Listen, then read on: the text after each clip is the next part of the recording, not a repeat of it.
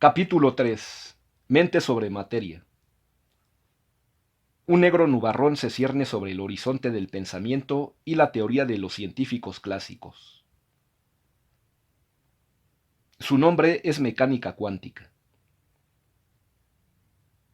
Nuevos descubrimientos en el campo de la mecánica cuántica desafían al método científico y amenazan con evaporar el espejismo que durante siglos ha sido aceptado generalmente como realidad. Los físicos nos dicen ahora que además del paradigma cartesiano, que es el fundamento de la ciencia moderna, que únicamente reconoce como verdadero lo que está sujeto a la verificación científica, debemos considerar un nivel subatómico de existencia en el cual el método científico no es efectivo. Un mundo en el cual la conciencia de quien experimenta no se puede separar de un experimento. Un mundo del que algunos dicen que en realidad es formado y posiblemente iniciado por el poder del pensamiento.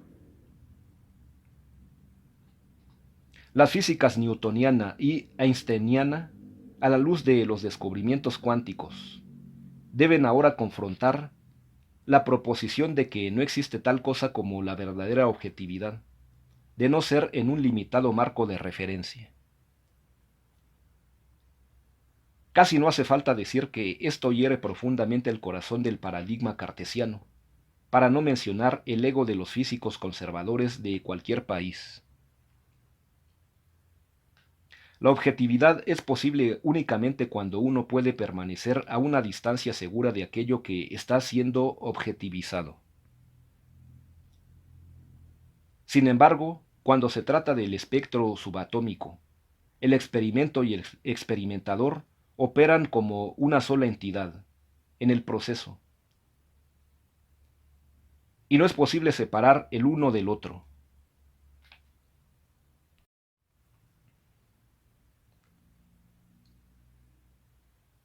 El experimento se convierte en una extensión del experimentador, y los resultados del experimento dependen extrañamente de los pensamientos del experimentador. Por lo tanto, nos encontramos en una situación en la que el modus operandi normal de la ciencia es inválido. El cabalista ha sido desde hace mucho tiempo el que ha establecido que el pensamiento da forma a lo que percibimos como realidad. De la misma manera que esa realidad le da forma al pensamiento. Somos lo que pensamos. Más que un simple medio para percibir la realidad, el pensamiento tiene la capacidad de crear la realidad que percibimos. Somos más que observadores de la realidad, más incluso que participantes en nuestra concepción terrenal de lo que es real.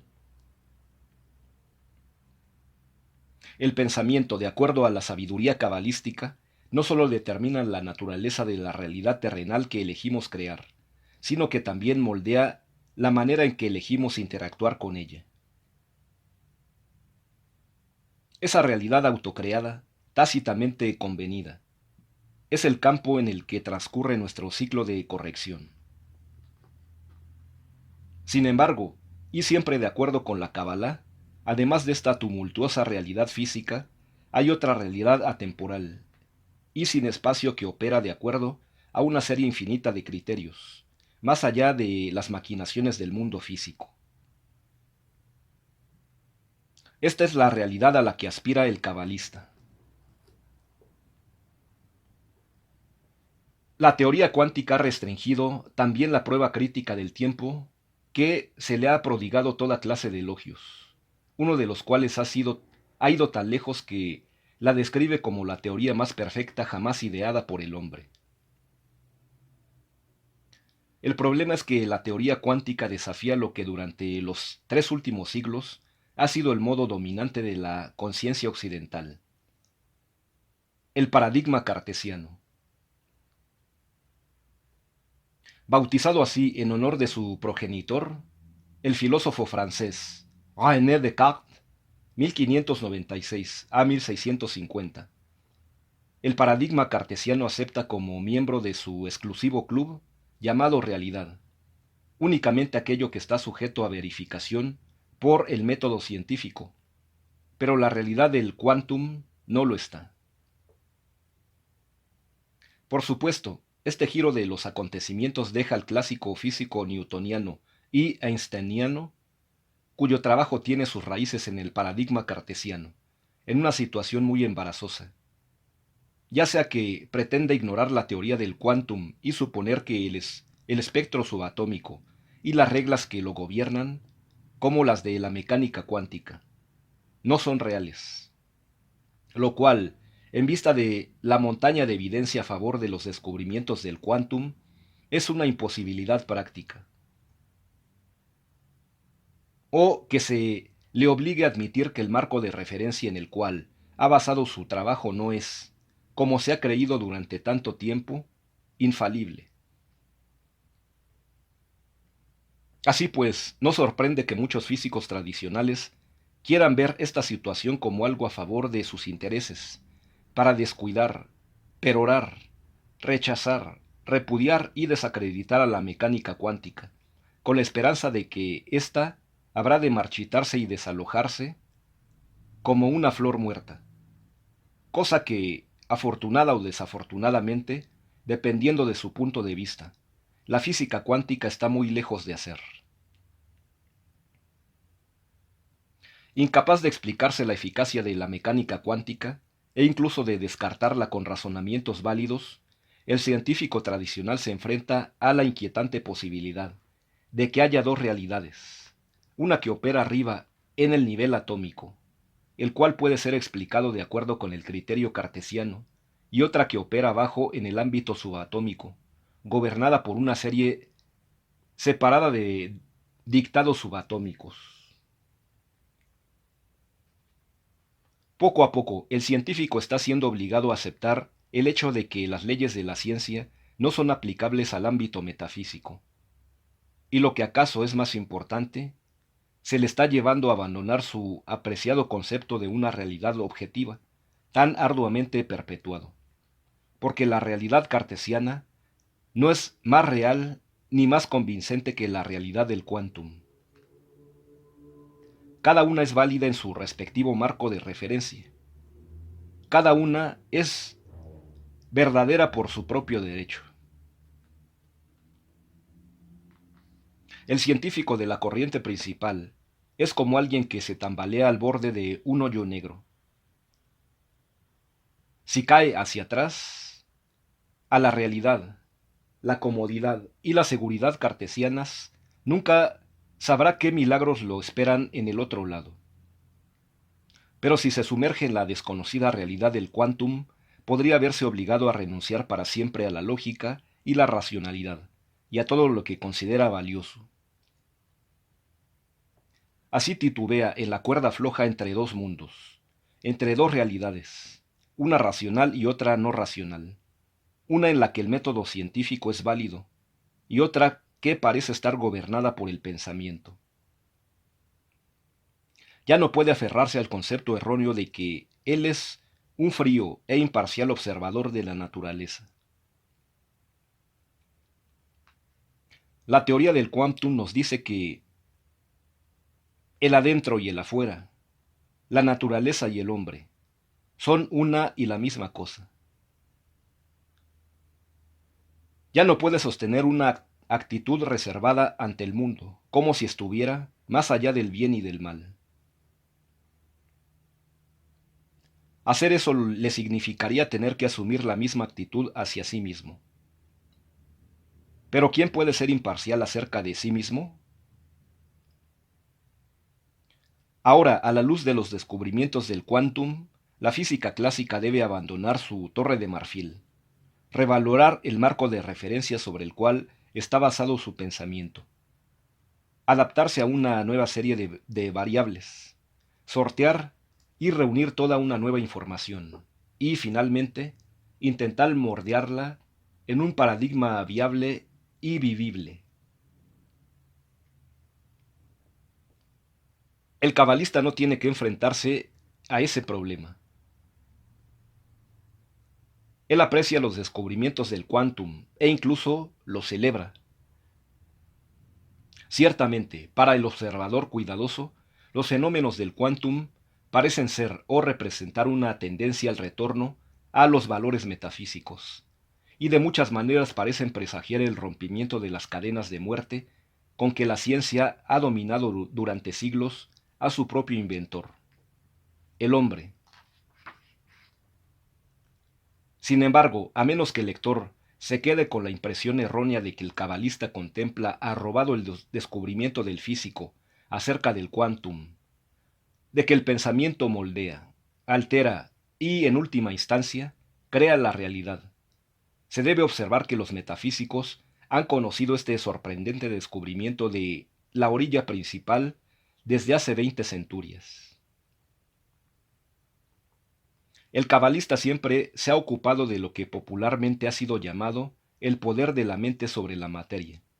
Pero como ya se dijo, el cabalista lleva el concepto un paso más allá que el físico cuántico al sugerir que, más que un mero participante en el esquema metafísico o cuántico, el hombre, utilizando el poder del pensamiento, puede actuar como un factor determinante tanto de la actividad física como de la metafísica.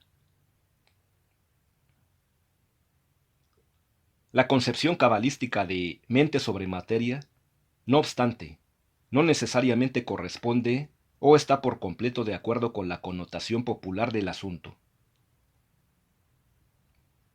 Por ejemplo, la telequinesia, el movimiento físico de objetos mediante el solo poder del pensamiento, el hecho de doblar llaves y de detener y accionar relojes descompuestos, aunque ciertamente se encuentran dentro del ámbito de la posibilidad práctica, no son, para la manera de pensar del cabalista, algo que valga la pena, puesto que ocuparse en actividades tales como propósito, por decirlo así, jugar con el paradigma cartesiano.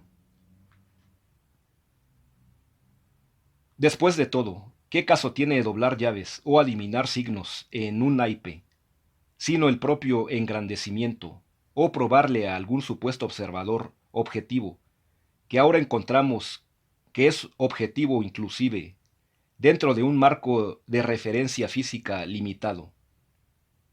¿El poder de la mente sobre la materia? Una utilización mucho más productiva de la energía del pensamiento, de acuerdo con el cabalista, es poner en marcha el mecanismo mediante el cual uno se acopla con la realidad infinita, anteriormente mencionada, porque al hacerlo uno se vuelve impermeable al ámbito físico y sus maquinaciones. Cuando el cabalista habla de mente sobre materia, él o ella alude al hecho de experimentar una alteración de la conciencia, una transformación de la mente, del modo lógico-racional al modo cósmico, no racional, que permite a la conciencia trascender las limitaciones físicas. El pensamiento puede atravesar grandes distancias, puede afectar a la gente y a los objetos, y sin duda es un factor tangible en el mundo que nos rodea. El hecho de que la ciencia tradicional no pueda reconocer esto no es una falla de la Cábala. El Zohar, el antiguo texto esotérico, da expresión y defiende al concepto de mente sobre materia en un importante pasaje que se ocupa de las influencias astrales. Cuando Abraham, el primer astrólogo, miró las estrellas, él previó que no tendría hijos. El Creador le dijo a Abraham que ya no mirase la sabiduría de las estrellas, porque tendría un hijo si se sujetaba al ámbito superior y no a las estrellas.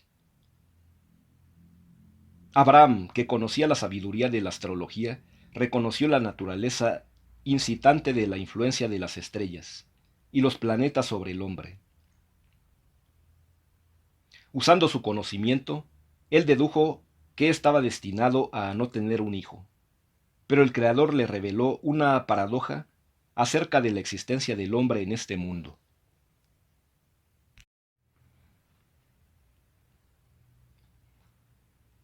Aunque en el hombre influyen fuerzas externas, él también posee un elemento de libre albedrío. Las estrellas inducen, pero no obligan. Es posible aislarse de la influencia inductora de los cuerpos celestiales, e incluso trascender por completo las limitaciones externas. Todas las cosas, físicas y metafísicas, incluyendo a la humanidad, poseen dos aspectos, uno finito y otro infinito. La tarea del cabalista es elevarse por encima de la conciencia normal, racional, lo que significa retirarse de los confines del mundo físico, de las 7 inferiores finitas, a fin de conectarse con las primeras 3 infinitas. El aspecto finito de la humanidad, que podría describirse como carne y huesos, está sujeto a las reglas cartesianas. El otro aspecto, la característica infinita, opera más allá de la limitada jurisdicción física.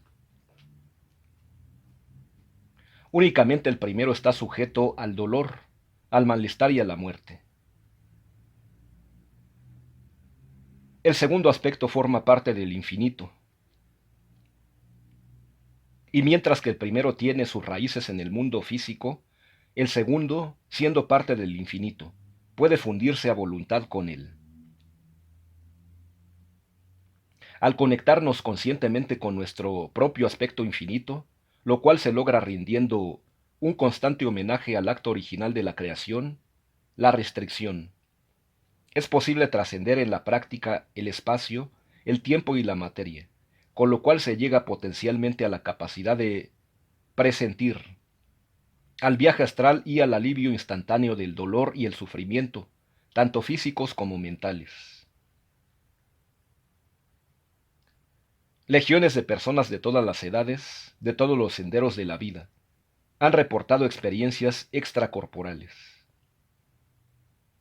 De hecho, todos nosotros hemos practicado la proyección astral, ya sea que recordemos o no nuestras estancias en los ámbitos eternos.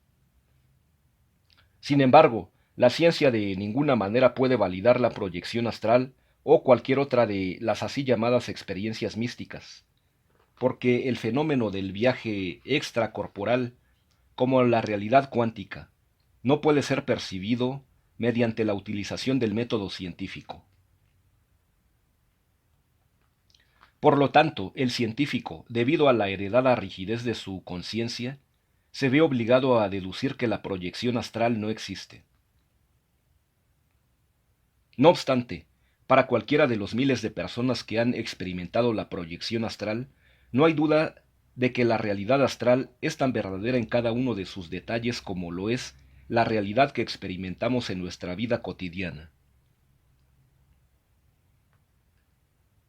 Espero que el lector habrá de permitirme una ligera digresión con el fin de aclarar por qué el método científico es incapaz de revelar los fenómenos astrales, metafísicos y cuánticos. El método científico, a pesar de su notable éxito al exponer ciertos aspectos del mundo físico, como lo ha demostrado la física cuántica, ha demostrado que es incapaz de evaluar lo metafísico. La sencilla razón de esto se puede encontrar al experimentar y examinar un principio fundamental del paradigma cartesiano, el cual se basa en la errónea creencia de que a la naturaleza se le puede dominar, por así decirlo, al revelar sus secretos a través de un método de acoso a voluntad. En otras palabras, el científico newtoniano mueve, sacude y de otra manera interfiere con lo que él o ella está experimentando y luego mide la reacción. Ciertos granjeros que producen fruta a gran escala utilizan una técnica similar, pues emplean voluminosas máquinas sacudidoras para que los frutos maduros caigan de los árboles.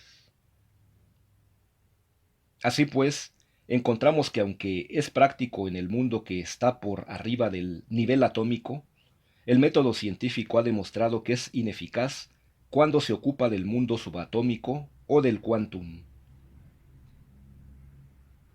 La razón es que el acto mismo de incitar a las partículas subatómicas causa una transformación fundamental en el fenómeno que los científicos intentan medir. Por ejemplo, para determinar la posición de un electrón, sería necesario iluminarlo usando la luz de la longitud de onda más corta que se conoce, es decir, un rayo gamma. Pero este, al impactar al electrón, lo puede lanzar fuera de su órbita, lo que hace imposible verificar la posición del electrón. ¿Demuestra esto de alguna manera que el mundo subatómico es inexistente? Ni por un instante. Tal es el caso con todos los fenómenos metafísicos. El solo hecho de que tal vez no pueden ser verificados utilizando el método científico no significa que no existen. Todo lo que esto prueba es que el método científico es imperfecto. Por el mismo motivo, como se sugirió anteriormente, la verificación científica reviste poca importancia para quienes han estado en el extremo receptor de una experiencia mística. Los encuentros astrales y no racionales no requieren validación científica.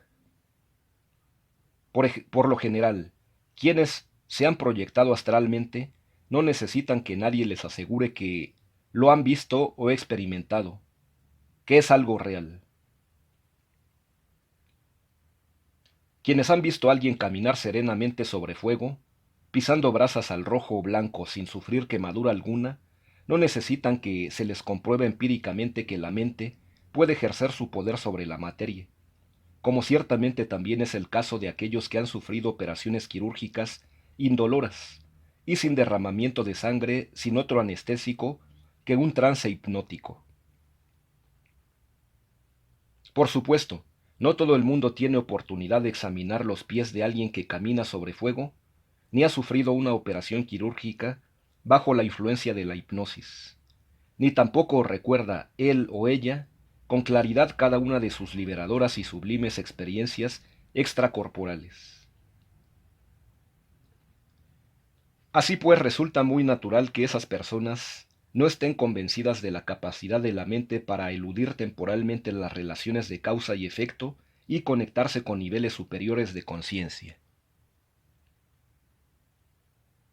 A quienes no han tenido o simplemente no recuerdan haber tenido ninguna experiencia dictada, directa con las regiones inexploradas de la conciencia, se les sugiere que la verificación tangible del poder de la mente sobre la materia se puede hacer sencillamente dirigiendo nuestra plena atención a la parte posterior del cuello de una persona. Casi invariablemente el sujeto reaccionará al instante y a menudo volteará para ubicar la planta de energía donde se originó ese rayo de pensamiento. La sabiduría cabalística sostiene que tenemos dos aspectos, el finito y el infinito.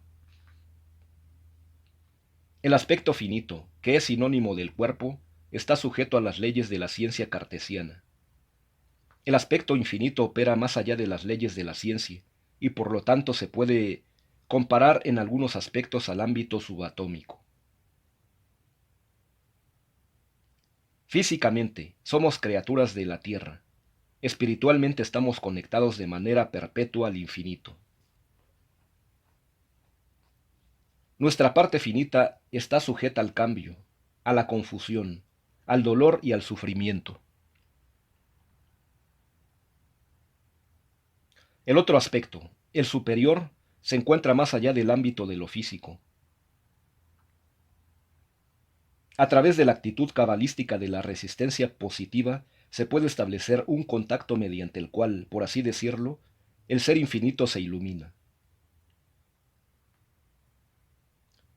Al adherirse al aspecto infinito tiene lugar una transformación de la conciencia que permite que uno se eleve temporalmente por encima del quantum, tiempo-espacio, más allá del dolor y del malestar físico, por encima de las maquinaciones del mundo físico.